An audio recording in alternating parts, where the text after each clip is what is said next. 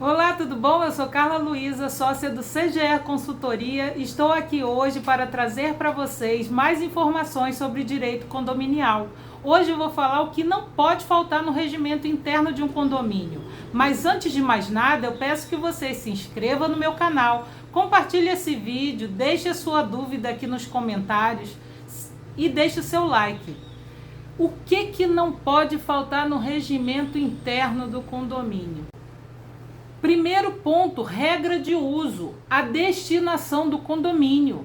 Por quê? Existem condomínios comerciais, existem condomínios residenciais, existem condomínios mistos. Então, dentro dessa abrangência de destinação do condomínio, o regimento interno, ele existe para definir a destinação. Então, quando um condomínio exemplo, residencial, não pode ser utilizado como comércio, não pode ser instalado na residência um comércio, porque afronta a regra do regimento interno que é previamente estabelecida e aprovada. Então, tem que ser respeitado. A mesma coisa na regra comercial. Um condomínio comercial, estritamente comercial, ele pode ser utilizado como residência? Não, salvo se no regimento interno tiver alguma cláusula que permita isso. E o misto, o que é um condomínio misto? É quando existe residências e empresas. E aí,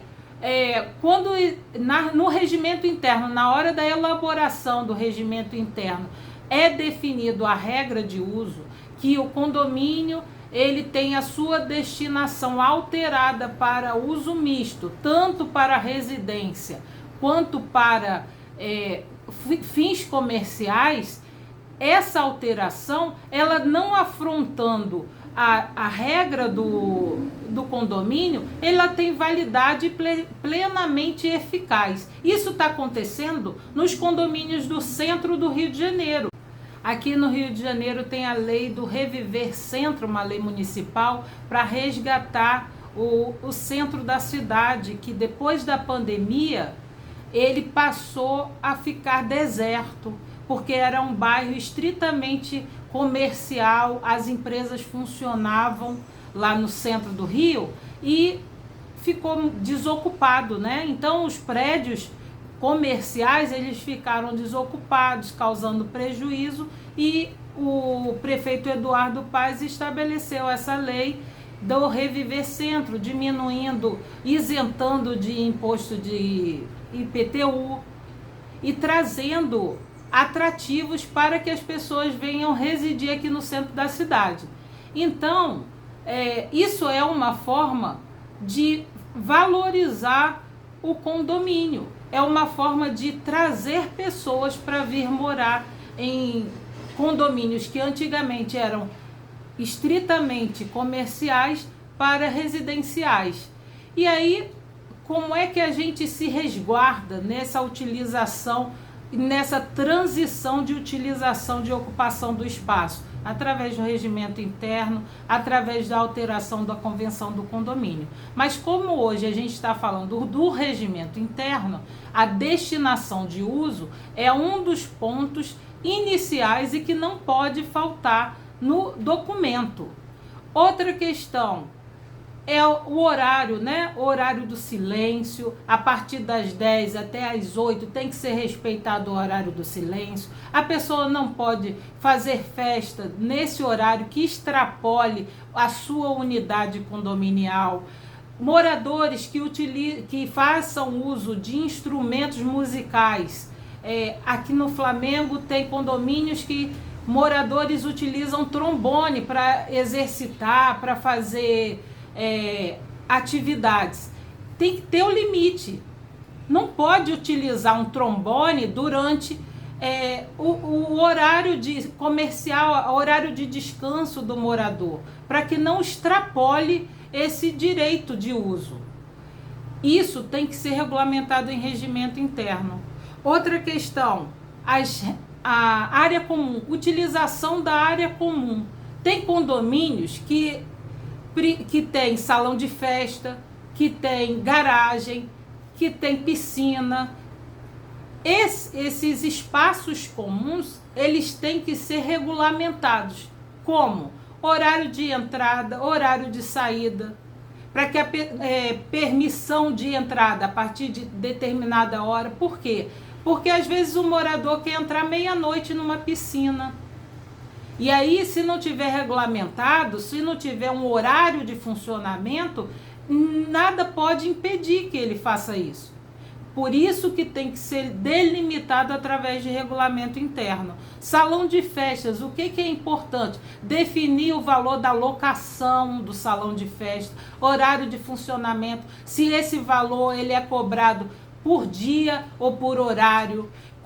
Sobre mobília, se tem mobília no salão de festa, se vai ter algum dano, se vai ter algum prejuízo. Se tiver prejuízo, tem que pagar pelo prejuízo. Todas essas definições tem que ter no regimento interno. Garagem, quando o morador utiliza a garagem e na escritura não tem definida a garagem de cada estacionamento e tem uma rotatividade, deve ser estabelecido que é a regra de chegada. O morador que chegar primeiro tem direito a determinada vaga. Um morador não pode obrigar o outro a tirar o seu carro da vaga porque definiu o espaço como sua propriedade. Não tem como. Outra questão que agora é inovação é a questão dos carros híbridos. Como é que faz a instalação da bateria lá na garagem para o carro que vai ficar recarregando durante a noite? E essa despesa ela vai ser destinada a quem? Isso tem que ser discutido através de uma assembleia para preparar o regimento interno. E são pontos que são do dia a dia, que a gente experimenta diariamente. As penalidades. A gente precisa definir no regimento interno as penalidades, iniciando com a advertência. O síndico ele precisa incluir no regimento interno como é a advertência. A advertência verbal, a advertência por escrito, a penalidade pela multa. A multa é feita como? Você notifica o morador e a administradora cobra. Todas essas peculiaridades, elas precisam ser definidas e debatidas entre os moradores. Funcionamento da equipe do pessoal. O que significa isso? Como é que a gente vai estabelecer o quadro de pessoal? Quantos funcionários? Qual é a jornada dos funcionários? Como é que é a substituição dos funcionários no momento das férias? Outra questão é o recebimento de encomendas, livro de protocolo.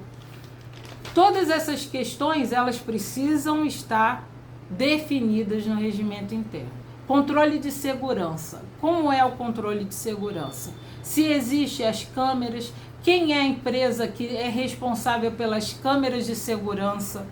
Como é que é feito o controle dessas câmeras? As regras de mudança. Isso é um item que não pode faltar em regimento interno. Quais os dias que são permitidos para mudança, o horário, a comunicação prévia, o local que o caminhão pode parar. Essas informações, elas precisam ser passadas tanto da pessoa que entra como da pessoa que sai para o síndico. Se não passou para o síndico, passa para o porteiro-chefe para que ele possa comunicar e preparar o prédio para que isso aconteça da melhor forma e não cause prejuízo no trânsito de pedestres e no trânsito de carros. E os animais. Se é permitida a entrada dos animais, como é permitido a movimentação, a utilização do elevador de serviço, a responsabilidade pela limpeza dos dejetos dos animais. Isso tem que ser incluído em regimento interno. Para quê? Para caso venha a ocorrer dono de animal que deixa o animal fazer suas necessidades em espaço condominial e não tem uma penalidade específica no regimento interno, o síndico ele não tem como se resguardar para dar uma multa, para dar uma advertência por escrito. Então, é importante a existência do regimento interno para que dentro do condomínio hajam algumas regras necessárias para o bom viver. Tudo bem, pessoal? Espero que eu tenha contribuído com as informações de direito condominial. Se vocês tiverem alguma dúvida, alguma necessidade sobre a elaboração de um regimento interno, eu estou à disposição. Me chama aqui no comentário e até semana que vem. Obrigada.